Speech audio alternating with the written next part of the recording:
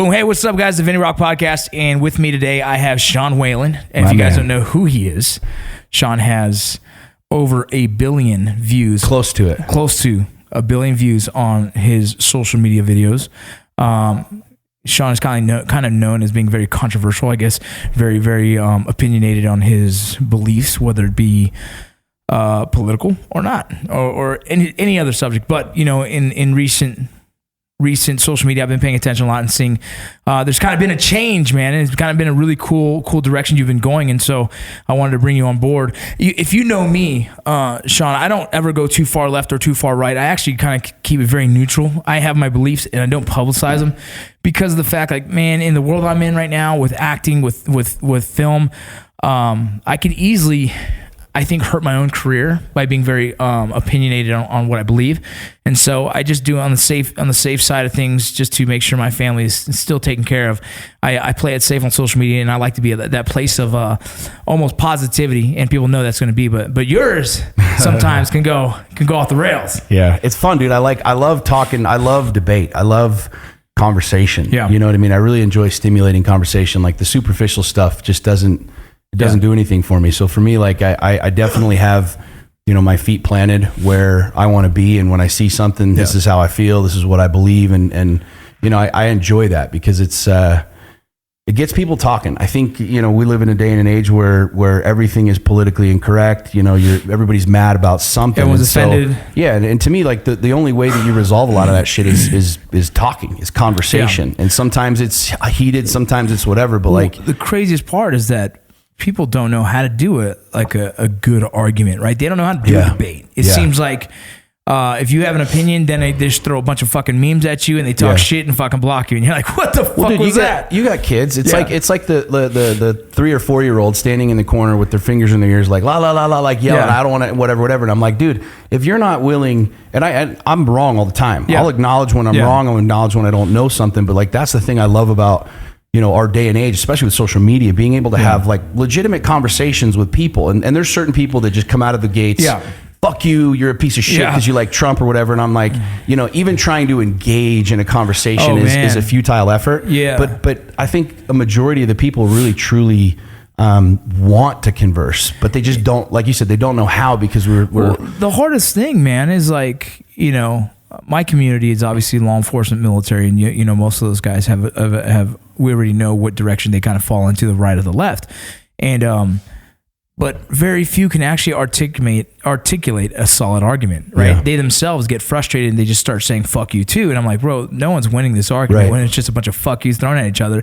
I love seeing a nice debate. You know, there's guys out there that have some awesome podcasts that I follow that man, they blow me away, man, because they're just so intelligent. You know, even Joe Rogan's opinions are just intelligent. You got freaking, I mean, there's tons of guys out there that have their debate and they kill it, man. And then there's the people that just do not know how to communicate. I mean, I don't even know what her name is. Orozco, what was her name? What's that lady? So that lady is. We could spend 5 hours talking about and that. I don't even want to get on that subject, but it's funny because like I sit there, and I feel like a pretty open-minded person where I don't take anything as fact. I actually research it and I go through as many different publications I can to kind of read and see where it's pulling from, who's kind of pushing more towards the right, who's pushing more towards the left opinion, and then I kind of make an opinion on my own. Yep. Why the fuck doesn't the rest of the world do that shit? Dude, that's why people can't. I mean, people you fear what you don't know. Yeah. And so when you bring something up, or when somebody talks about, you know, this deal or that deal or economics, if you don't know economics, then you're instantly like triggered by a headline. And I think most people, dude, they read these headlines like Trump said this or she said this or they did that, and they instantly go into this insanity mode because they just don't know. And I'm very much like you. Like I consume CNN, Fox, ABC, NBC, everything. Drudge Report, the whole thing. And so I'll formulate my own opinions based it on, you know, my own research. And I think so few people do that. We live in a day and an age, and we used to have to research. We read the papers, right? We read magazines. We actually, we read shit. Yeah. Where nowadays people literally flip on their phone and it's a headline, Trump's a racist and because he said this. Well, then they do because they don't know. And it's way easier to just run with like what your friends say or your mom says or your dad says than it is to step back and say, okay, let me look at this for a second and actually educate myself on, this deal or that deal. Right. And that's what I find. It kills me, man, because that's the hardest thing to watch on social media is people post an angry rant on something they've never educated themselves on, but they've read the fucking tagline, which is a clickbait tagline. Oh, right? Yeah. Which is a clickbait tagline. Media is not dumb, bro. Yeah, exactly. Multi-billion-dollar companies for a reason. They're not fucking stupid. And so these people jump off the fucking wagon on this shit. Like the hardest thing for me being ex-Border Patrol agent, right? A former Border Patrol agent, working special operations, working on the border, doing all the immigration shit, being Latin American myself. All of a sudden, fucking, you start seeing all this stuff about immigration, and people are like, "Oh my god, we're treating immigrants so bad." It's like, no, we're actually just doing the job that was actually told to us even before Trump was instated. Right? It was actually Obama, and it was an immigration policy that was been put into place way back then. And so, and us as agents, like, what do you want me to do? All of a sudden, go pay for a hotel? I only do what is told to me, what is taught to me, and what I'm informed on how to do it. And you do it in the best manner possible. Like every time you bring in any kind of illegal immigrant, you have to process them. And especially if they have kids, you're doing your best to feed them the right way. There's an actual requirement. Like we have to feed them a juice. We have to give them the candy. We have to give them like a certain kind of package plus a blanket and a pillow system kind of concept. And then the world goes crazy over one picture that is an old picture that is not even the right picture, right? Yeah. And the political, the arguments go back and forth, left and the right, going at it, and no one's articulating like, hey, wait a minute. This is all bullshit. Yeah.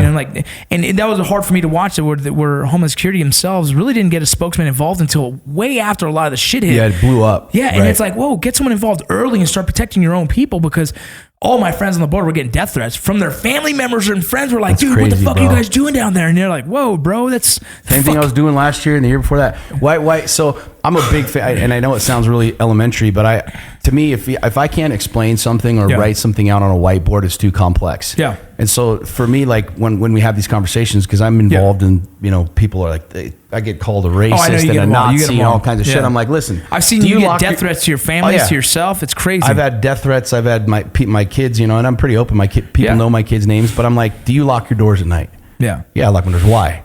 So that nobody comes into my house. I'm like, let's just assume that America's a house, like in Canada and whatever else. It's the same. It's such a simple, rational conversation, but people can't. I don't understand that. Go there, and it's like, how come people don't understand that? It really trips me out too, man. Because like, what are people wanting to see? Are you wanting to see just us get just so many, like thousands and thousands of people come here to America to live the American dream, but then have no resources to provide that American dream? Right. Like, it doesn't make sense to me. I guess there's no rhyme to the reason. I haven't been given a good explanation for why they want just open borders. Like, what do you mean? That doesn't make sense to me. It's not logical. It's not logical at all. And so when someone comes with that argument, for me, I'm just like, man, I am confused on where this person comes from. Like, is this fucking Narnia, dude? Because that is not reality. Well, logic doesn't work in a lot of things. I mean, if you look at $22 trillion of debt, and it keeps going up, and we keep spending, and we keep spending. And it's not Obama, it's not Trump, it's not. I mean, it's just the way that this country is going. When you stop and think about what sells, sex, money. I mean, all of the heightened emotional state, sex, drugs, and rock and roll, man. Which is why everything is an emotional conversation. Yeah. Like when you say somebody's a bad dude or this or that or the other, it gets people riled up, and people follow that. You know that. I mean, that's what starts revolutions. That's what starts wars. That's what starts fights. If we sat down logically, we could solve every single problem that we ever had. Like whether it's on the playground at school, whether it's two countries going to war. But what happens? We get super, super, super emotional, right? And people don't know how to handle their own personal emotions, and so it's way easier to lash out at somebody else. Why? Because you're scared. I mean, people fear what they don't know. And if you don't know, foreign policy, if you don't understand why it's important, not only like socially, but economically for this country to have a secure country, if you don't 100%. Understand that, you fear that. And then you can't rationally talk about it. You haven't been educated enough. And so then it's really easy to just lash out and say, well, Trump hates all Mexicans, fuck him and whatever. And it's like, no, dude, you don't understand how it really works. Yeah. It's a trip how that works, man. And it's like, it's tough for me because I want to voice my opinion sometimes, but at the same time, it's like you're never going to get someone who wants to articulate their argument back. You're just going to get shit on. So like, fuck all that. I'm going to throw that out. I'm not even worried about that shit no more, bro. I get shit on every day, but I kind of, like we were talking about earlier, I didn't set out to have this social media following and stuff. And it was something that I really do, I believe in deity, I believe in God. And I truly believe that like, as I've grown as an individual and as a man, as a father, you know, as a thought leader. I went through everything that I went through for a reason. I went through a divorce. I went through a bankruptcy so I could speak to those issues because there's millions and millions and millions of people going through that. And like, I truly believe that this platform that I've been given is something that I'm supposed to use, right? And I truly believe stimulating people's minds.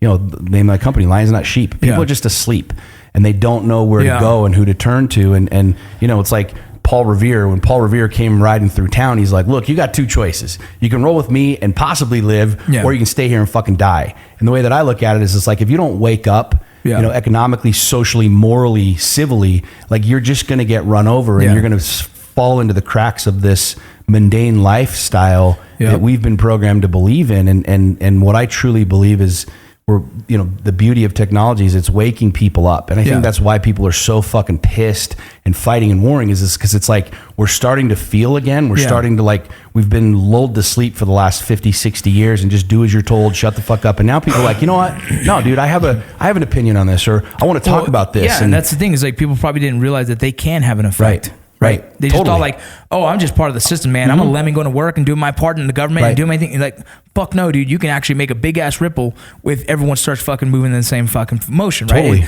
Like, if there's a belief system, you can make it happen. You know, look at some of these third world countries, man, like Venezuela and Brazil, like 12, 13 million people taken to the streets. Could you imagine if 13 million Americans showed up in DC? Crazy. You shut the fucking place down. Dude, it's crazy. What are you going to do? How are you going to stop that? You can't. What's happening in Venezuela is just crazy scary, dude. Yeah, it's a trip. But those are people that are highly motivated to see change, right? Well, they had to. There's a different world there. Like, we're fucking first world problems here. Right. You know what I'm saying? I was telling my daughter that, like, you don't see a suicide issue in third world countries. Right. No. They're surviving. Right. They don't have an issue. You're trying to get to dinner. Yeah, we're worried about when Verizon goes down. 3 miles to get water and bring it back for the family to eat, right? They're not worried about what fucking socks they're going to wear and if they're fucking going to get bullied at school, because no one gives a fuck. Right. They're over there trying to survive. Yeah. And I try to tell like, man, we have first world problems, man. We are fucking spoiled. She goes, what do you mean we're not spoiled? You don't have the fucking house you want. I'm like, no, I'm living good compared to what most people are out there in these third world countries that are just trying to live and survive.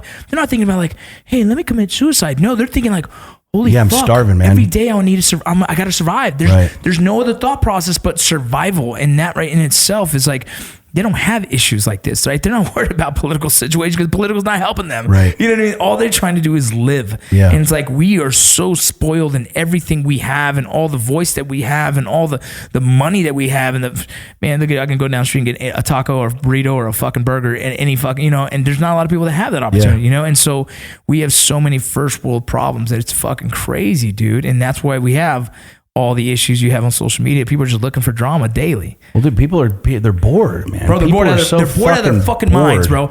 I looked at a study the other day. I'm writing this article and shit, and the study said that we look at our phones about almost 11 hours a day. Almost 11-hour days on average, and we're either streaming something, we're audioing something, we're fucking looking at our social media. And it's because we are looking for entertainment through other people's lives. Yeah. That's why guys like me and you even have a position in the social media world, right? Because people are like looking for answers, right? Like, I think everyone needs a leader, you know? And right now there's like, everyone's like just thirsty for more information, thirsty for entertainment, thirsty for fucking, for leadership, right? For answers. Right. Oh, my life fucking sucks. Like, dude, all of our lives fucking suck. Dude, a lot of people, and what's funny is a lot of people say like what you just said, they're like, you're controversial or you're this or that. And I don't do what I do. I don't say what I say to be polarizing. I'm not like, hey, I don't wake up in the morning going, all right, how many people can I piss off today? Right. Like, what agenda can I spit that's going to fucking get everybody riled up? It's like, no, I'm consuming the world. I'm consuming the media. I'm consuming what's happening. And because we hear all the time, and I love this when people say this, they're like, our society's fucked.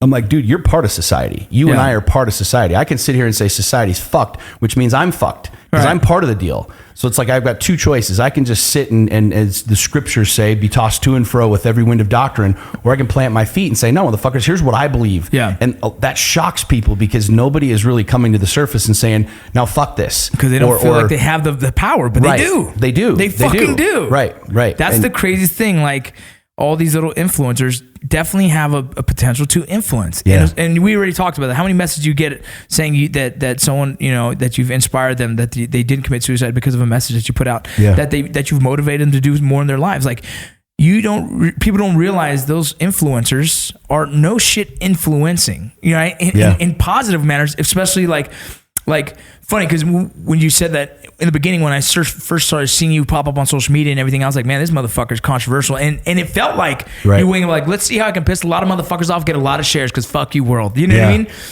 And then as you follow along and you keep watching, I've seen you kind of grow into like a very, very like, you know, your lane, you know, your position, you know, your belief systems, fuck everyone else. Right. And, and it's funny, like, who the fuck am I to question that? Cause I'm the same. Yeah. I'm not as vulgar, right? Or I don't push certain things because I just don't want to deal in that space, right? I don't want to deal in the political space. But at the same time, like I'm the same where I was like, I put what I want and what I believe and say, fuck you if you don't believe that. Like, I don't give a shit because shit, it's my goddamn life. Fuck you. You know, it's funny. I had a buddy the other day and on the same topic, he posted about like, he doesn't believe in God and he thinks people that fucking believe in religion, blah, blah, blah. And I was like, cool, dude. I unfollowed him. And my dad was like, why would you unfollow him? It's just his opinion. I was like, yeah, but I don't have to look at that. You don't need it. That's the cool thing about this shit. I don't need to fucking look at that shit. I don't need to pay attention to anyone's fucking jargon, their bullshit. I don't need to comment just to fucking feel good about myself. But like, well, fuck you, bro. Like, no, dude. Yeah, it's true. What I'd rather do is fucking spend the energy doing something more positive. Unfollow that motherfucker, move on, dude. Yeah, but the world can't. I love the fact that we have the ability to do it. Yeah. You know, and that's the thing that I saw. Like when I first started posting on social media a couple of years ago, I was afraid to. Yeah, because I had gone through the bankruptcy, I went through a divorce, and I was like super humiliated about my life. And I'm like, oh, dude, and it was already all out. It was just, I just was like being judged, right? Like I ask people all the time as I travel and as I speak, I'm like, how many people in here have failed? And literally 1,000 people raise their hands. I'm like, how many of you failed like me a lot of fucking times? And everybody's failed. Yeah. And so people keep talking about I'm afraid of failure. Nobody's afraid of failing because we've done it. We're experts at it. Like we're fucking experts at failing. What people are deathly afraid of and what I was deathly afraid of was being judged. Yeah. Because no matter what I say, I mean, at the end of the day, I tell people, I'm like, look, no matter what you say, no matter what you do in life, you're going to be judged, right? If you're fat, it's because you're a lazy piece of shit. Yeah. If you're ripped, it's because you're taking steroids. Yeah. If you're poor, it's because you're a lazy piece of shit. If you're rich, you've got to be like a snake oil salesman ripping people off. So no matter where you go, somebody's going to judge you. Oh, for sure. And so like if you really stop and think about that, everything that I do in my life, I'm going to be under a microscope, whether it's a big microscope from a public standpoint, whether it's just my family. Yeah. People are going to judge the shit out of you. If you're going to college and you want to drop out, your whole family's like, oh shit, they're having a breakdown. We got to keep them in college. You're going to be a deadbeat. You're never going to get a good job, right? You're always going to be judged. And I think the thing was really powerful for me was understanding that, you know, my mess became my message. Yeah. And as I started sharing things, like my challenge from my coaches and my people were like, dude, talk about it. Because I wasn't willing to talk about it. It was always the sunshine and the roses and the good shit. Yeah. And all of a sudden I shared this one post where I talked about my divorce and I was like, I was a dick. Yeah. And I said a lot of dumb things and I did a lot of dumb things. I was angry. I was bitter. And it shocked people because you don't see a dude, you know, with tattoos and beards talking about how he fucked up. You don't see that. And that was the very first post that went viral. That's the crazy thing though, bro. The thing that's cool is I felt two things happened with that. I felt better. And this is what I tell like all my clients and people. I'm like, you know, liberating yourself from this idea that you have to keep all of these things secret. Yep. Like I felt better. But number two was millions and millions and millions of people resonated with it because they fucked up too. And so it's like when you become fully transparent and realize that like vulnerability is actually a superpower. Yeah. We weren't programmed to be vulnerable. We were programmed to bang on our chest as alpha males and just put your big boy pants on and fucking go solve the problem. Yeah, suck it up. Yeah. And what I found is like the more I say, you know, this scares me or I'm intimidated by this or I fear this or whatever, people are like, I vibe with that because most people feel the same way and have the same reality. It's because most people aren't willing to be honest because, like you say, it's vulnerable. Right. And when you find someone out there that you either look up to or reminds you of yourself, there's relating, personality traits, and you can be so honest with your life. It's like, fuck. Why can he do that and why can't I? Exactly. Like, motherfucker, why not? Like, why can't you be honest? Like, you don't think it was like the most embarrassing thing to tell my dad I was getting divorced once, but like the second time too? Bro, that was the hardest. I was like, well, now I look like a real idiot because I'm going to get divorced again. That's embarrassing fucking shit. Yeah. You know what's even more embarrassing? Getting married for the third time. Because then you're like, people are going to be like, oh, here we go again. Here it is. When's the next one coming? Yeah, exactly. Right. That's what I knew people were going to shit on me about. And I'm like, fuck you. I don't give a shit. Right. I have to try because this is what I believe in. I don't quit. I don't give up. Was I reluctant to do it? Fuck yes, bro. No one wants fucking 3 divorces under their belt, dude. That's fucking stupid. But I was like, okay, this is part of like this is part of my world, right? This is my story, and fuck it, dude. I'm gonna go for it, and it's been great, and I'm fucking blessed. But dude, that was always the thought process, like, all right, fuck getting married again, dude, because I can't have 3 under my belt, you know, because it's a fucking embarrassing thing. But once you own that shit, man, I had people coming out of the woodworks like, bro, same. Yeah. Dude, with the way you felt about your fucking divorces, the way you felt about starting a new relationship, the way you felt about being a single dad of 4 kids, all these things were so relatable to so many people. And they're like, man, I'm glad you even fucking just real about it. And like, fuck, this is the only way I know how to be. Yeah. I just fucking doing it on social media. I didn't realize it would have the fucking bounce back it did. Oh, dude, I'm the same way, man. I had no clue. You know, when Facebook first came out, my ex-wife had it, and I was like, this is the dumbest thing ever. Like, what the fuck is this thing, right?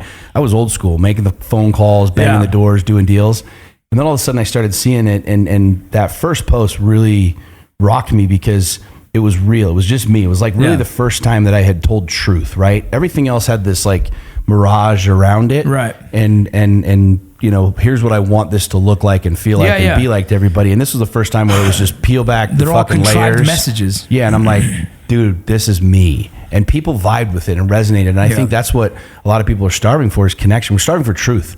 I mean, we don't know what to believe anymore. That's the biggest thing, man. It doesn't matter your media source. It doesn't matter like, is this person lying to me? Is that person lying to me? Right. I think people truly are starving for truth. And when they find something that stands out a little bit different, where they're like, oh shit, I vibe with that. Yeah. They naturally want to like gravitate towards that deal. Yeah, dude. So like because I've done social media for the past 6 years now and like really into it, whether it's social media marketing, whether it's, you know, like analytics and everything else, I do a lot of studying of social media. And I've seen, I guess you want to say, the evolution of social media influencers, right? And it started out with like, who can do the funniest, stupidest thing to generate fucking shares? This is funny. This is cool. All these guys, they killed it for years. I was part of that group, right? I was part of the group where we fucking made out because we can make people laugh. And then it came to like, oh, fuck, everyone's doing that shit. And it's getting old. And I'm tired of fucking seeing all the gimmicks, all the fucking stunts, all the dick fart jokes in the world. Like I'm getting tired of it. And it's turning into, who the fuck is the realest motherfucker online? Right.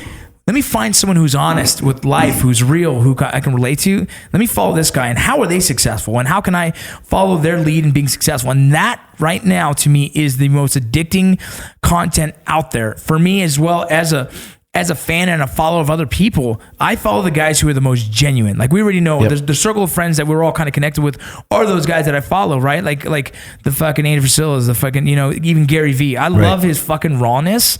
People are like, oh, he's a fucking idiot. I was like, is he? I think he's pretty fucking brilliant because he just speaks his mind. And that's a really cool way to be.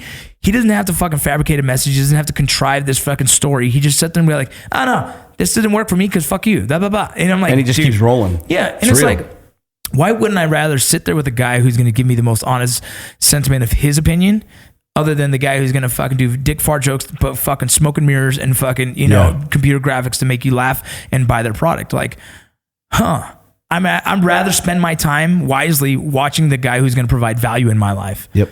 And so that's the thing is like the evolution of social media is gone from that to that. Who knows what the fuck is going in the future, right? Like whether it's going to stay on Facebook, whether it's going to start going towards fucking whatever platform. Like me and you are always like, oh shit, what's next? What's new? And how can I stay on top of the game?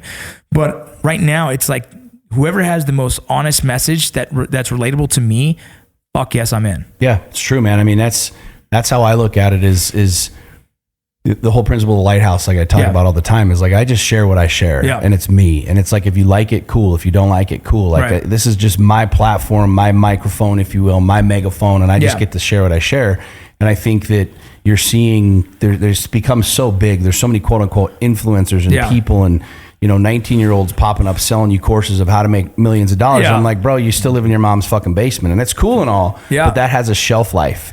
And 100%. The people that have become very, very, very transparent, where you know who they are and you know what they do. Like, you know, Andy's dog's names, right? And a lot of people know my kids' names. They see me racing my truck with my son, and, you know, we're down in Mexico and guys will come up and meet my son and know his name. And because I'm transparent with my life. Dude. And it's people like the good, go up to my the wife bad. all the time and say, I feel like I know you. And they give her a hug and she's like, you don't think it's a little weird? I was like, I expect it because how much my following, I don't know. You know, the people that support what I do, man, they know what I post about my wife all the fucking time. Yeah. On my kids. You know, exactly. But that is where someone, and that's where, you know, it's funny. I had this conversation with my wife the other day.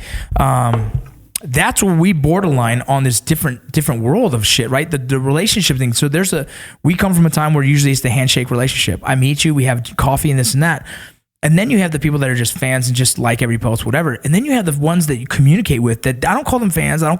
They're actually social media friends. Right. Those are friends. And I can no shit, never meet them for 4 years and show up in fucking Chicago and have dinner with them and nothing. It's like we've known each other for years. Ever. Yeah. And that is like, my wife said, you don't think it's weird? I was like, fuck no. Because some of those people are the motherfuckers who support me more than my own closest friends. True. They know when I fucking post something and things are not hard. They mess me right away. Like, hey bro, everything good? You need me? Hit me up. Yep. Why is that? It's a trip, man. I've got my book that I wrote last year. There's only 2 pictures in it. Yeah. There's one of me and there's one of my buddy Mark Evans. Yeah. And we're both smoking cigars. And what's really trippy about this is your book. In my book. And the name of it? How to Make Shit Happen. Yep. Wrote it last year. Yeah. It's been phenomenal. 104,000 copies. It just totally went viral. It's on Amazon, the whole deal. But I put those pictures in there, like I talk about business in my business section, and I'm like, this is a dude that I'd never met before. Yeah. And we shared an affinity for cigars, right? Yeah. He was a cigar guy, I was a cigar guy. Yep. Somehow our paths crossed on social media. I don't remember how, I don't know, whatever. But it started where we would we're both entrepreneurs, business owners, and he'd send me like a picture of him smoking a cigar. I'd be like, dude, make it a badass day. And then I'd send one, and literally dozens and dozens and dozens of these pictures came back and forth. And then about a year and a half after this, like we it's almost like I know this cat. I know his wife, like we've never met. Right. And I get a phone call from him and he's like, hey man, I'm going to be down in the Virgin Islands on a yacht for a week. Do you want to come down and hang out? The very first time that I met him face to face was with his son and his wife on a 100-foot yacht in the Virgin Islands. Yeah. And you stop and think about that. This friendship, this relationship was built 100% through social media. We had never. Who would go spend 4 or 5 days on a boat fucking stranger with a complete fucking stranger? It's not a stranger. But we weren't. It's like we knew each other, and it wasn't awkward. It wasn't whatever. It is almost a more intimate relationship than fucking some of your friends, man. Yeah. Because why is that relationship so important? I don't know why, but for me, it's the same, dude. Yeah. Well, I think you add value. Like that's the thing I always talk to my clients about, and I share, and something you and I were talking about earlier. Yeah. There's a lot of people that share the funny videos of the fat kid falling off a skateboard and like you say, the dick fart jokes and the whole thing. But then there's a lot of people that add significant value, like you say, like when people can vibe and tell, and they'll message you, or they'll legitimately read your post and then engage with it versus just like just to say that I liked his post. Yeah. And this is like what I'm finding is I'm always talking to my clients about adding value, right? Like you see something, legitimately engage with it. Like if it's just like being at dinner with somebody who's on their phone the whole time, they're not paying attention, they're not listening. It's the same thing in the virtual world. If you're just like, and you never talk, you never say anything, you never add any value, you never say, hey, I had this experience, or check out this link, or go to this post, without trying to sell me some shit, peddle me some shit, or like solicit me for something, but you're legitimately adding value to my space. That's something that I'm a huge believer in, and you can legitimately build business relationships, friendships with people by giving a fuck. You legitimately give a fuck about a human being. More shit is crazy, bro. More shit has fallen on my lap for business opportunities. It's insane because people are like, hey man,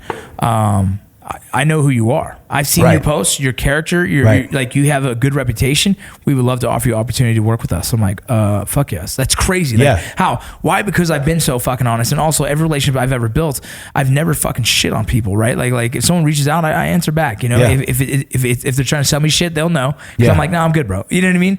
If someone is just genuinely like, hey, how's the family doing? Good, man. Good. How's your family? And it's crazy. These relationships that I've built, like people, I call my friends, my wife's like, you can't call them friends. Like, no, I can. Yeah. Like your world is different. Her world is different. Her friends on her Instagram, her fucking 300 followers are everyone she knows. My fucking however many followers, I don't know half these motherfuckers, but I have some good relationships. Dude, there's a guy in the VA hospital that just had a surgery and I went to go see him. By chance, I was in fucking downtown Salt Lake. His wife said, hey, can you come see him? I was like, yeah. Can you see him? He's crying. I'm almost crying. His wife's crying. They didn't expect I was going to show up. I'm like, bro, I was the guy to tell him to go get his heart checked like 2 years ago. So yeah, me and him became friends because we started talking about heart issues because I have a heart issue, right? So we became friends, and then I went in there and said, "Hey, motherfucker, it's time to take this shit serious now," And so he's crying, his wife's crying, I'm getting emotional. I'm like, "Fuck!" And my wife's like, "How do you know him?" Just through social, man. Through social, man. We both have heart issues. You know what I mean? And so it's a trip, man. And to see, I think it's the beautiful part of what social media has made. You know what I mean? Like these cyber fucking relationships to me have been almost more genuine than some of the closest friends I have.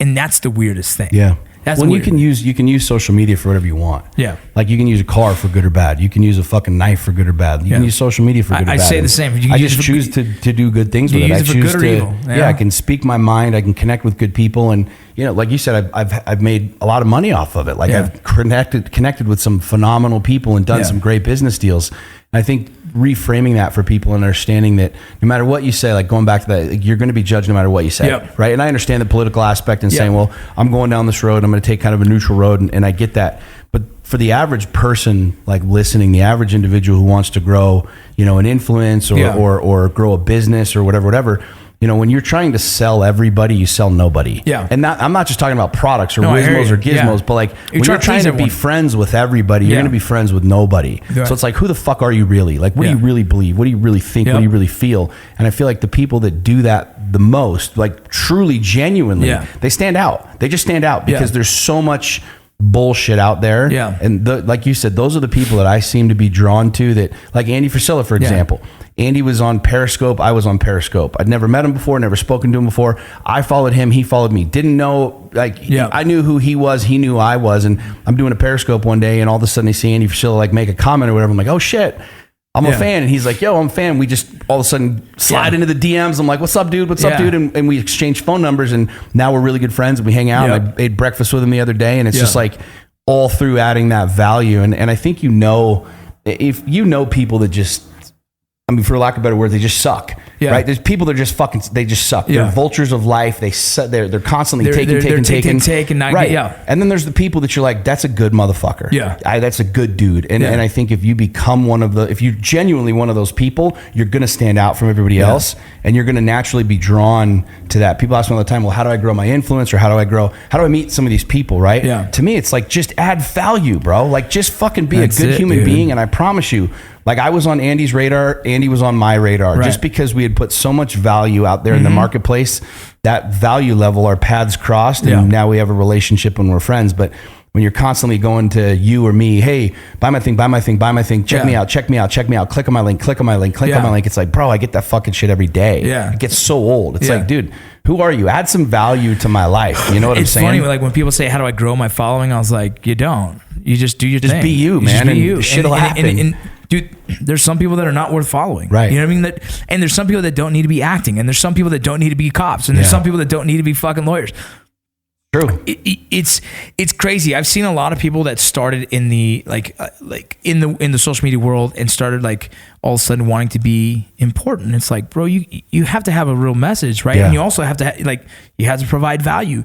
And if all you're doing it for is that empty fame, you're a fucking idiot, because there's nothing in that, right? Like there's nothing fulfilling about being famous to me. I think that is the weirdest thing. I only enjoy being able to serve more people. That's where I'm fulfilled as a human being, right? I wake up thinking like, hell yeah, I want to provide service to more people. How can I help more? How can I use my fucked up message of my fucked up life, and how can I fucking turn around and fucking provide value for others to hopefully not fucking fall in my footsteps, right? You know what I mean? Oh yeah. And then the guys that just want to be famous, like that's a fear of like, okay, kids, my daughter says, Dad, I want to be an actor. I was like, well, why? Oh, I just want these red carpets. I want to wear, and I'm like, I'll bring you all the red carpets you want. Like, you don't need to be an actor. Yeah, you don't want to be an actor. You don't want to be an actor, because if you want to be an actor, you would love the art of it. You would love the art of what we're doing, you know. And that's the thing is, acting is an art. It's an expression. It's a form of being able to tell a story, and that's the beauty of it. And if you don't love acting for that reason, why the fuck are you doing it? You're doing it for fame? Fuck out of here. You're fucking way off already. Dude, it's a short shelf life. And I've found that like the very first thing that I felt when I shared my story, like when I went through that, was I felt better. Yeah. And so to me, like one of my dear friends and mentors, Jesse Elder, I was sitting at his house in Austin, and he's like, there's something that every single person on this planet wants. Black, white, gay, straight, rich, poor. Everyone wants to feel better. Yeah. And I don't care where you're at. It doesn't mean that you feel bad currently, but if you're at a 9, you want to be a 10. If you're a 10, you want to be 11. 1, you want to be a 2. And I've found that like the more I share me, the better I feel. And it's this weird thing, because it is scary, right? It's like standing at the top of the cliff at the lake and you want to jump off into the lake and you're terrified and you do it. And what happens? You hit the water and you're like, fuck, I did it. I want to go up a little bit higher and I want to go up a little bit higher. Right. And you feel better. You feel more confident. There's more pizzazz. One of my favorite books is The Dark Side of the Light Chasers by Debbie Ford. Nice. And she talks about vulnerability. And she talks about how vulnerability is a superpower. If you ever see somebody who's like deathly afraid of public speaking, right? They're sweating. They're like, I'm going to die. I can't do this. I'm scared. Their fucking armpits are like dripping with sweat. And they get up there and whether it's in church or in work or whatever, and they're like, and they like black out, right? And they get off the stage or whatever, like, what did I say? I don't know.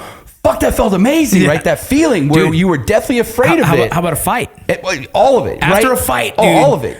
I'm like, I don't even know what happened. Like I walked into the cage, we locked the door, I blacked out, boom, I won. It was great. But that's the beauty of it for me is like, I want to feel better. And I have found personally that all of my history and my baggage and whatever, all the good and the bad, whatever, you know, holding all of that shit in I didn't feel good about it. And it was when I started letting these little nuggets out, and it wasn't with this preconceived notion of, hey, everybody's going to love this. I'm going to say this the right way that it's going to have everybody jump onto this bandwagon and buy my t-shirts. It's like, no, dude, here's who I am. And as I've perpetually done it over and over and over, number one, it gets easier. It gets easier to jump off the cliff when you just keep doing it. It gets easier to, you know, I mean, I still get terrified when I fight. Fuck yeah. But but you get better at it, right? But every time you do it, you're like, okay. I mean, Mike Tyson one of the most feared men in history, his biography talks about how he used to become violently ill. He would physically throw up before his fights, and he's like, the closer I got to the ring, something flipped in my brain. But even the best in the world get nervous, get scared of that shit. I would hope someone would stab me from the crowd. I'd hope I'd break an ankle. I'd hope my fucking opponent didn't show up, like everything. And then I get in the ring and I'm like, fuck, it's go time. Let's do this. I can't do nothing about it. And my dad, I'm like, I don't want to disappoint my dad. And you know what I mean? As soon as you get hit, it's like game on. But it's like, I hated it, dude. Before every mission, I'm sitting there praying like, oh Lord, please get me out of this one, man. Like, what the fuck am I doing? What am I doing? And then as soon as that fucking gate drops and I jump out of that fucking striker, it's like, go. And everything shuts off, dude. And fucking that's where training takes over and everything else. But then you come home from a dope ass mission, you're like, fuck, I love this shit. Well, dude, that's why I think it's so, you know, you and I've talked about this doing, you know, it's really, really, really simple to read about fighting, right? It's easy to watch all the documentaries. It's another thing to get in the ring. It's one thing to read about somebody's story. We read biographies. We read about these legends, the Carnegies, the Rockefellers, the Steve Jobs of the world. And it's really easy to like absorb somebody else's reality and then like live vicariously through there. It's another thing to, like you said, get out of the striker, to get in the ring,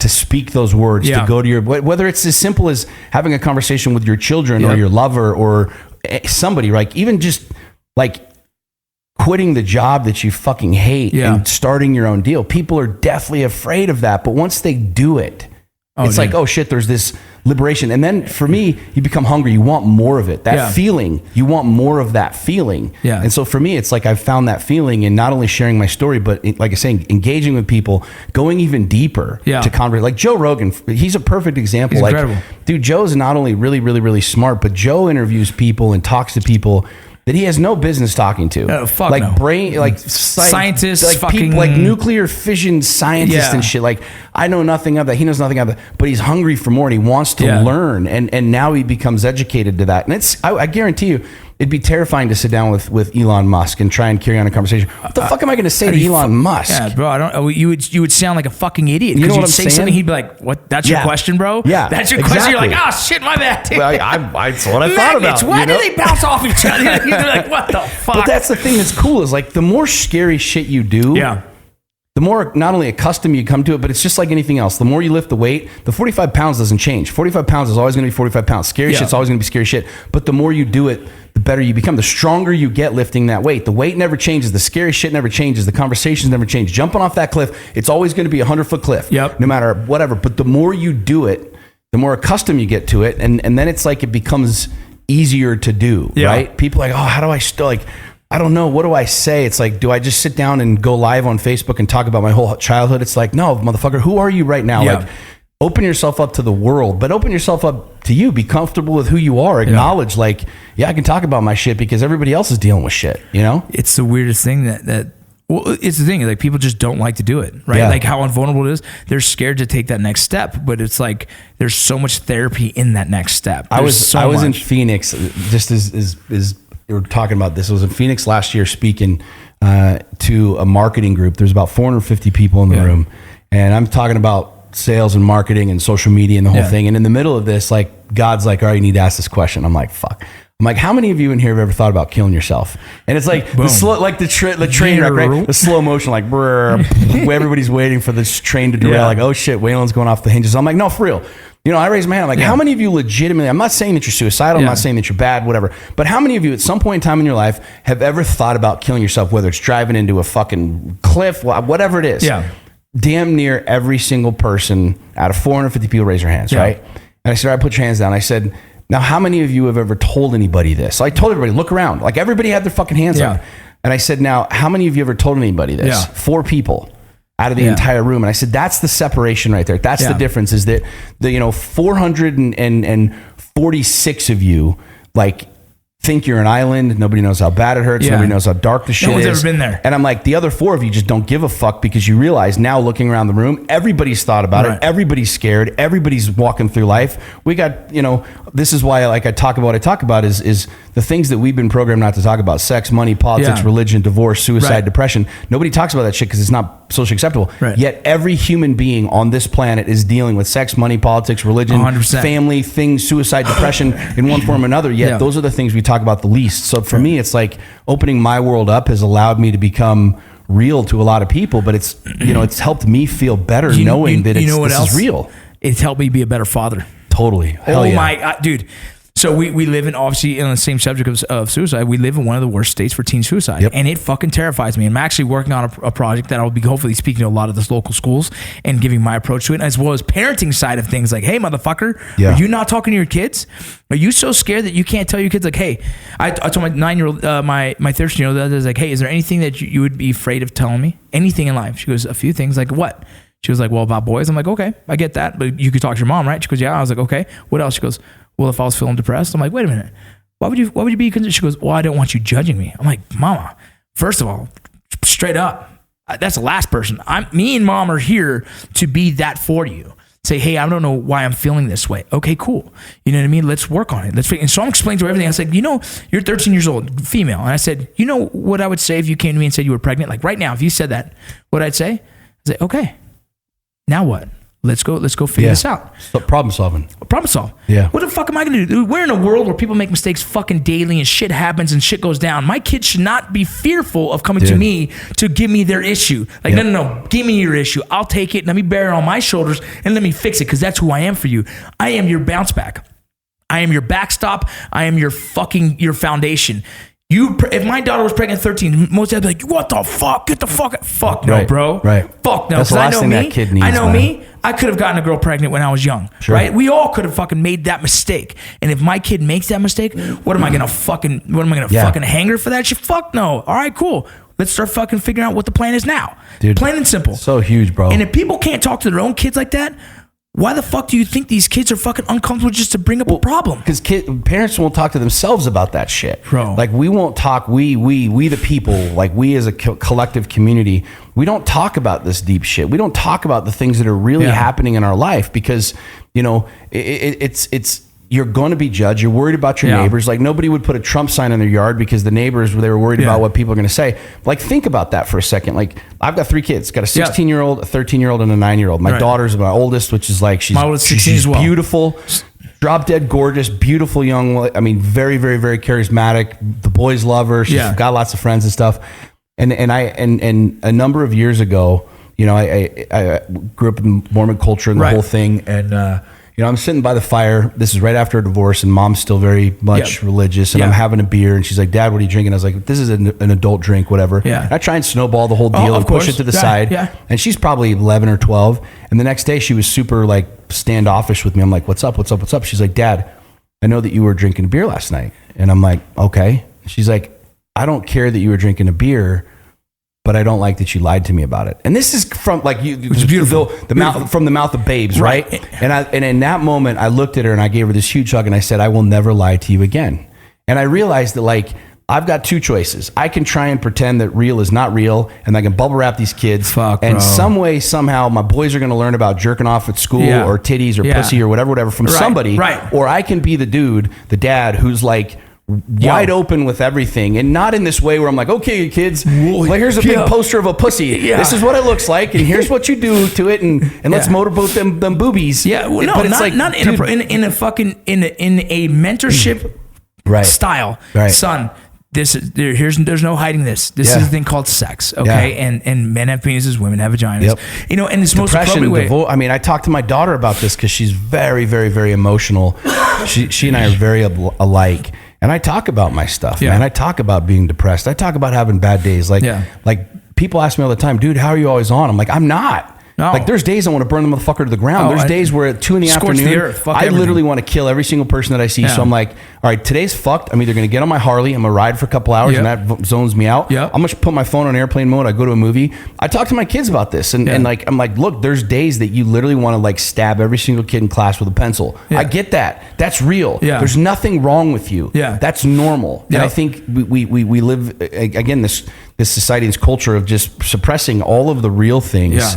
And I've chosen as a father, like what you're saying with like all the dads, all the moms listening right now, there's nothing more important that you will do as a parent than tell your kids the truth. The truth. It might be hard. It might be scary. It might be like the first time I ever talked to my son about jerking off. Right. I'll never forget it because it was this awkward thing and it was whatever. And I'm like, look, it's here's the deal. Like, this is what happens. Like, no bullshit, whatever. Are we on the same page? And we open up this huge conversation about it. And it was awkward at first. It was awkward for me. It was awkward for him. But then it's like, this is real. And now we have this relationship where like we can have real conversation about it. If he has a question, he already like, oh, go ask dad. We already fucking broke that barrier. Now, I'm not uncomfortable to talk to my dad about this because obviously we've already had this talk. You know, I joke with my son like, hey, if you're taking a 45-minute shower, you're probably shaking the snake, dog. You know, and he's like, what? But he knows like, hey, dude, let's go, right? Like, they don't take that long to take a shower, and so like, you know, I'm a boy too, bro, and I get it. You know? And so these things like, why the fuck is that hard? It should not be. You should be the voice of reason in the household. I talk about a thing called a power base, and you walk into a room right away with soldiers. I walk into a room with Ranger on my shoulder with all these fucking things, and I have this power base through the roof. They're like, holy fuck. Once I open my mouth, if I fucking lie to them at all, that power base drops because these kids are brilliant. Kids, soldiers. Kids are so smart, bro. So smart. So my kid, if I ever lie to my daughter, all she'd have to do is Google and be like, all right, dad's full of shit. And for the rest of her life, she's going to have the less respect for me because I felt like lying to her. The fuck out of here. She's always asked me about my divorce, and I said, hey, look, you know, she asked me about my second one. I'm like, look, I didn't make the best decision for the family. I thought I did. I was trying to do right, and I said straight, like, I fucked up, dude. Like, I didn't pick a good fit for the family, and I hate that I've had her around long enough that you guys got attached, and I hurt you guys again. My bad. I fucked it up. But I told her that. I told the two older ones who could understand that, you know, and why the fuck wouldn't I? Who the fuck am I to hide around behind like, oh no, she fucked up? I'm like, no, we both weren't a match, dude. And it was straight up was because it just didn't fit the family. And I hate that they got attached to her. You know what I mean? She blames like, she's kind of a tomboy. She's kind of an athlete, you know? And she goes, oh, I blame it on her. I'm like, yeah, blame it on me. I'll take that. Cause like, you know, I thought I was doing good for the family and I fucked it up, you know, and that's something forever I'm going to hold on me. And I'm going to be like, okay, learn from that. Well, that's the thing they will. And I think like the whole thing about blame, like I'm in this space where, you know, you talk about like right and wrong, like what's right and what's wrong. I mean, really, not to go down this freaking crazy ass rabbit hole, but like what is right and what is wrong? I mean, depends who you talk to and the morality of where you were raised and what, I mean, some people think having multiple wives is totally cool and acceptable. And other people think that's absolutely fucking nuts. Right. So like, I'm trying to get to this place where, for instance, with my daughter, because my ex-wife is like still very, very religious and very structured and these things, like based off of that faith basis, you know, drinking is wrong, smoking is wrong, having sex is wrong. Everything, and, you know, I was living with my girlfriend, I'm smoking cigars, I'm drinking whiskey, and she came over one day, and again, like I have this insanely amazing relationship with my daughter, and she was in this funk. She's very emotional, I'm very emotional, and we vibe that way. Like we've seen like energy workers and empaths, and they're like, you guys are like the same thing. She's the female version of you, and that scares the shit out of me because I know how fucking ridiculously and crazy my brain is. And she's totally tripping. I'm like, what's wrong? Nothing, right? So finally I grab her arm and I pull her upstairs and we sit down. I'm like, what's wrong? And she's like, just burst open, like, I'm confused, Dad. I'm confused. And I was like, yes, here we go. I'm like, what's up? We sat down on my bedroom floor and talked for like 3 hours about God. Right. And we'd never had this conversation. She's like, well, Mom says this and whatever. And I'm like, well, how do you feel? And we had this conversation about like, We'd never had this conversation. Most people would never have this conversation about the feeling and reality and what do you think? And if God came down, like, is dad a good dad? Is he a bad dad? Is mom a good mom, a bad mom? And it shifted everything from this, like, what's right and what's wrong to how do you feel? You know what I mean? How do you feel inside? Yeah, here's what the Bible says, the scripture say, whatever, right? Now run with that. How do you feel about that? And I think the more, and this goes back to what we were talking about before, it's the same thing in the political world. It's the same thing in the social media world. There's so many people that are trying to, like, my way is the only way. And if you're that dumb to legitimately think you know everything, like, we haven't found the edges of the fucking universe or the bottom of the ocean yet. We think we're really fucking smart. And I realize, like, I've traveled all over the world. We haven't found a Sasquatch yet, bro. Bro, I think I know where he's at. We'll like, talk about that later. Yeah, we'll talk about that off the record. But, like, if you think about it, I've traveled the world and I've barely even scratched the surface of seeing any of it. No, you know, for and sure. if you really think about, there's billions of books and literature and things and ideologies and belief systems and all of these other things. So I think this is kind of goes back to me being as a parent. I love that. I love talking about shit with my kids. I love diving down the rabbit hole with them and trying to solve problems or whatever. But it's the same thing with us, just humans. Like, we're so, like, this is the only way and this is it. And it's like, if you don't believe how I believe, do what I do, smoke what I smoke, roll how I roll, you're a piece of shit. And it's like, if you're that narrow-minded, like, open yourself up to, is it possible that there's more? Is it possible that there's something deeper here that I don't know? Is it and possible when you look at somebody, that you're wrong? Yeah, right. And even if it's not right or wrong, do you know everything? Yeah. I sure as fuck don't. So that's why when I sit down with people, I'm like, here's how I believe. This is what my morality is. But, like, it's crazy. I want to learn more, you know? People live on this. The people that live on that, it's either this way or that way. Right. It drives me crazy. I'm like, is it nuts, is man. There, is it, like, there's not a black or white. There's a lot of gray in our world, a lot of fucking gray. And I always try and find that gray, right? I would say when I teach my kids, like, about faith, but I also teach them about, like, all right, here's what the Bible says. Here's what Christianity says. Right. And here's what reality says. Right. You choose. You know what I mean? And you can also go research more. Like, I always do that, but I do that myself. Like, you know, is it morally correct to be able to be doing, you know, anything, you know, whatever in faith? I don't know, but does it make me feel good? Yeah. You know what I mean? Do I feel like I'm serving a purpose? Yeah. Like, so, you know, I'm going to take my word for it, right? I'm going to do what I feel is right. I don't give a fuck what anyone else thinks about that. Even my own pastor, who I love my pastor, but if he didn't like it, I'm like, cool. I'm living my life, dude, bro. I talk about God a lot because I've seen 3 babies come out of a woman's vagina, and you can't convince me that happened by a bunch of rocks colliding in the cosmos. Right. I can't explain it, right? I can't prove to you that God exists or is real, and you can't prove to me that he's not. People always say this to me, prove to me that God's real. I'm like, prove that he's not. Well, the onus is on you and whatever. I'm like, no, motherfucker, you can't show me that he's not. I can't show you. Science itself cannot ever predict. So let's just leave it at that, right? It's questionable. Totally agree. But, like, when you stop and think about that, that's a beautiful thing.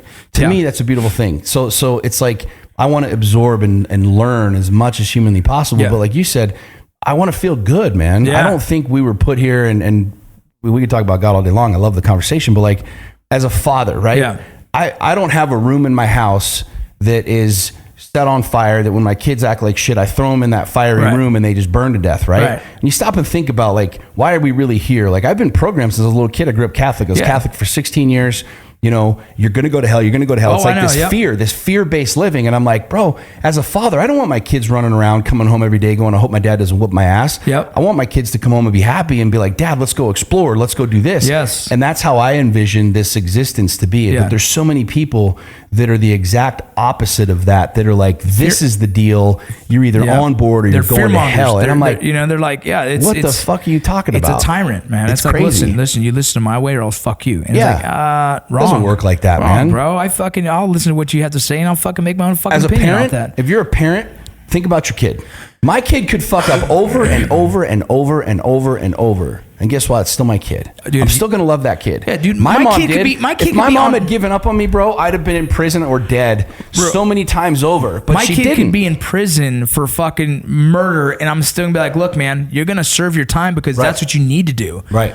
But I'll never stop loving you. Never. And that's just the facts of it, dude. Truth. And fucking, now, I can try and spend 87 Bible script verses and blah, blah, blah, blah, blah, but it's like, fuck that. That principle in and of itself is real and it makes sense, right? Well, the Bible says this. It's like, just put all of that shit away and realize, do you want your kid, if they make a mistake, to spend the rest of their life or infinity in the fiery room in your house? No, you don't even have a fiery room in my house. I've told my daughter, I said, if you told me you were gay, I don't give a fuck, right? Like, I don't care.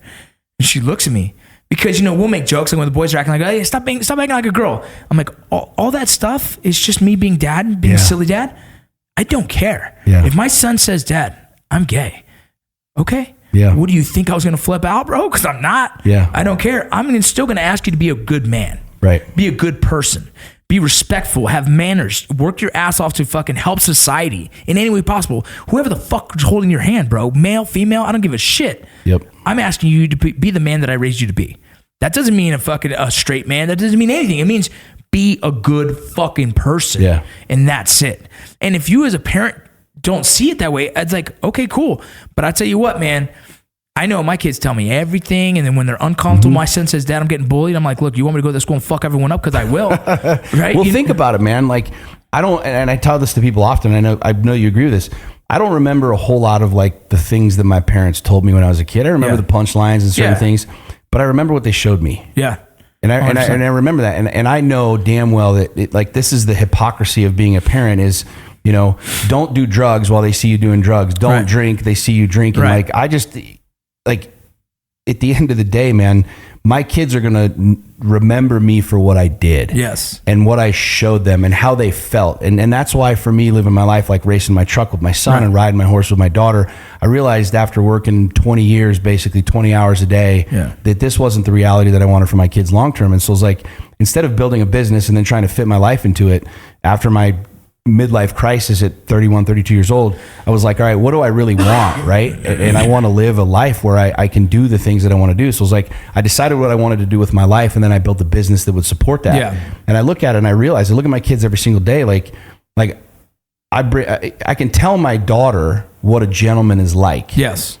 Or I can bring her flowers to her school, open up her door, take her to dinner, treat her well. Yes. Like my daughter is, I don't want to say programmed, but my daughter walks up to a door now, and if I'm with her, she'll just stand there because she knows I'm like, don't grab the door when I'm there, and I'll open the door. Right. Go to the car, and I'm opening up the door, and like we have that respect, and it's yes please, yes yes sir, yes ma'am. Yeah. It's just how I was raised, and so I can tell my son how to be a gentleman, or he can watch me be a gentleman. Right. Because at the end of the day, that hypocrisy, if you're a parent and you're telling your kid this is what you should do and how you should do it, and then you're doing something else, that's why they end up the same. That's that perpetual motion of going insane. Lead by example. 100%, man. 100%. And I think people, not only your children, to me as a father, that's my number one deal. It's like when my daughter chastised me during that experience, I realized like, fuck, dude, I've got one shot at this. And if I bullshit these kids, they're going to know I bullshit them. And then later in life, I can't get that back. So I just chose years ago, like, this is how I'm going to live my life. And it's not, a lot of people don't they don't understand that. They don't vibe with that. They, what business does my 10-year-old son have racing the Baja 1000? I'm like, my son will always fucking remember where he was and that very first race truck that he ever got in with me. And my daughter will always remember riding horses as a little girl with her dad. She might not remember half the shit that I say, but she's always going to remember how I made her feel. And I think that's huge, man. I think that's really like, it transcends not only the parenting, but everything else. Like as you said earlier, when you meet people, they feel like they know you, right? Yeah. Because you're telling people the truth. Like, this is who I am, the good, the bad, the up, the down, the whatever you want to call it. And I really feel like, this is my favorite thing, is being a parent. It's literally, it's like, without question, it's the highlight of my life. Yeah. It's the single greatest thing I've ever done.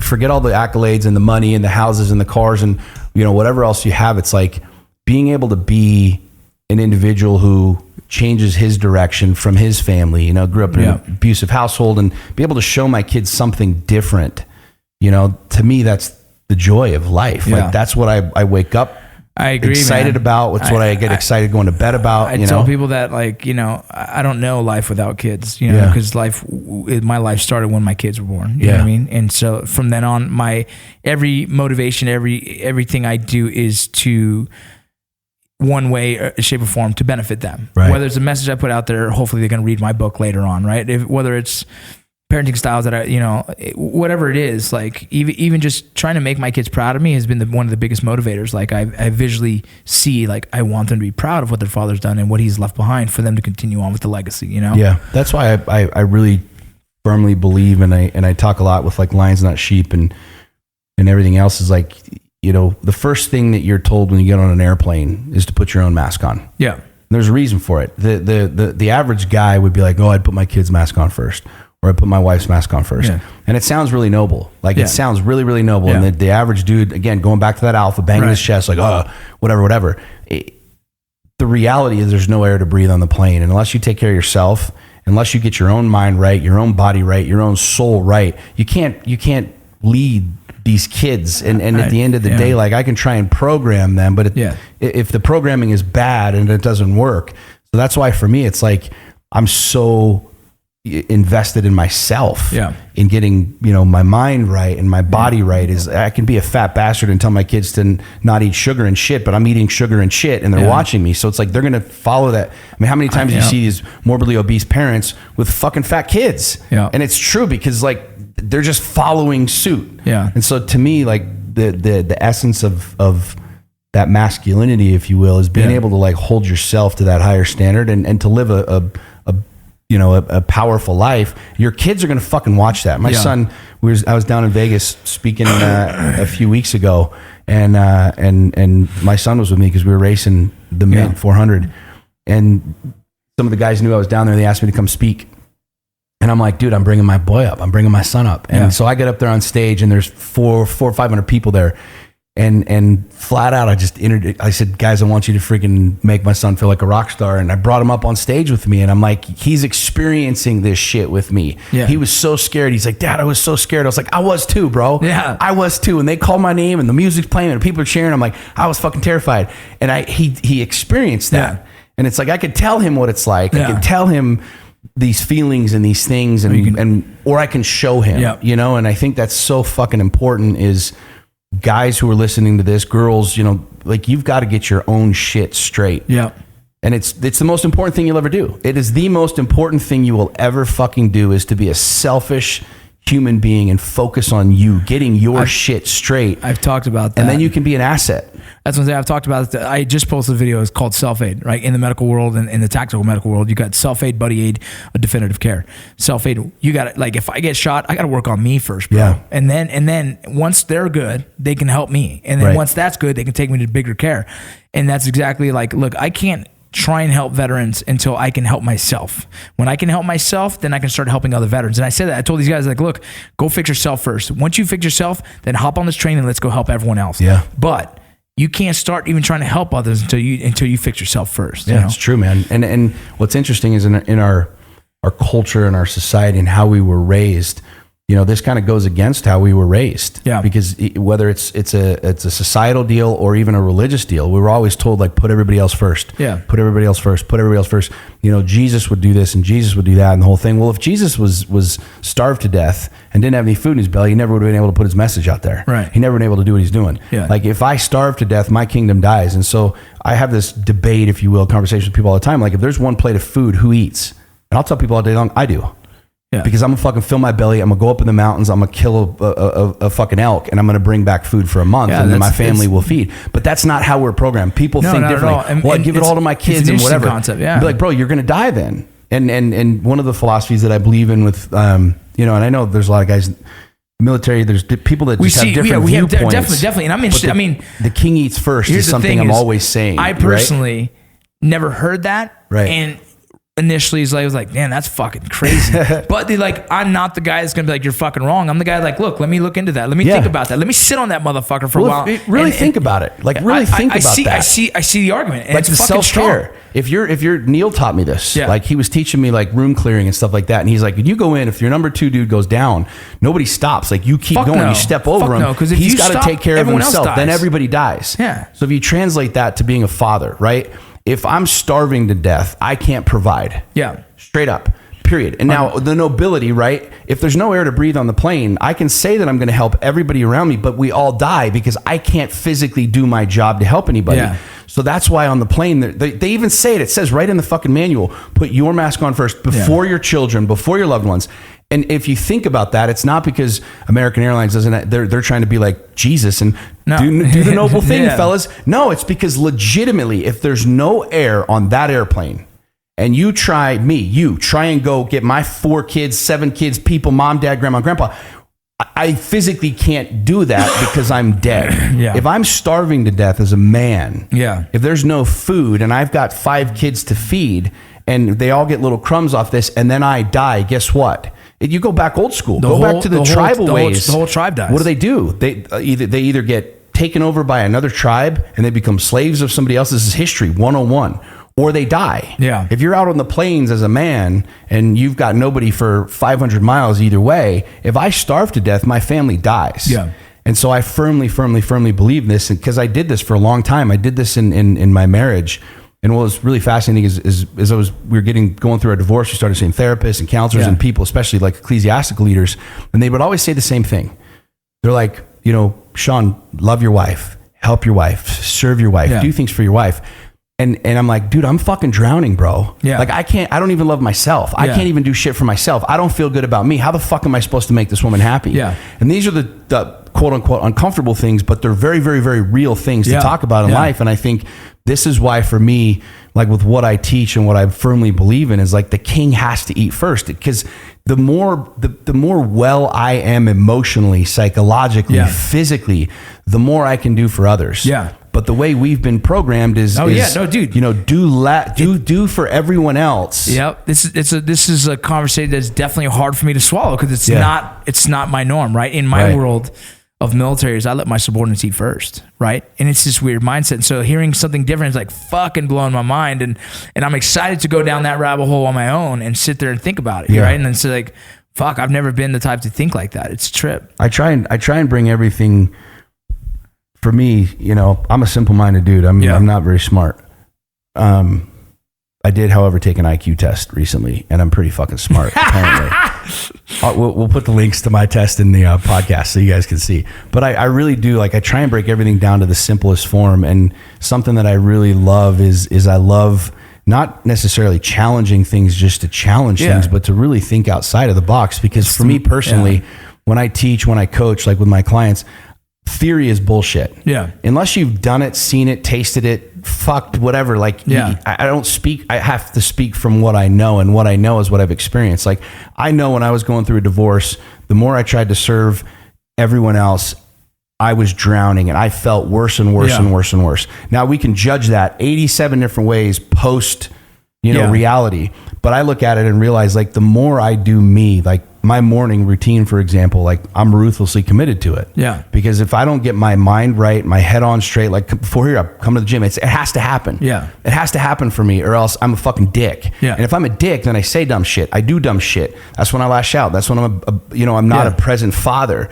So it's like, I have to have me taken care of in order to provide. Yep. You know what I mean? And it is different. It's a different ideology. It's a different reality. But at the same time, to me, it just makes sense, right? Yeah. And not everybody has to believe that thing, but my personal reality has shown that, like, if I try and do everything for everybody else, it's just like selling, right? You're never going to sell anybody. And so it's as a father, it's something that I'm really trying to impress in my kids is get yourself square, like get yourself right, and then you can help other people. It's super important. I think it's actually spoken enough, and it's something that's, I think I've taken into my own account without even thinking about it. Is like when I started having health issues, I was like, you know what, I got to stop focusing on everyone. So I got to focus on me for a little bit, because everyone won't have me without my own health. You know what I mean? I can't be a father to my kids without being healthy and alive. Yeah, it's the same thing about money. I mean, if you think about it, like, the broke can't help the broke. The poor can't help the poor. I know. And a lot of people have a hard time with this because they're like, oh, I want to go,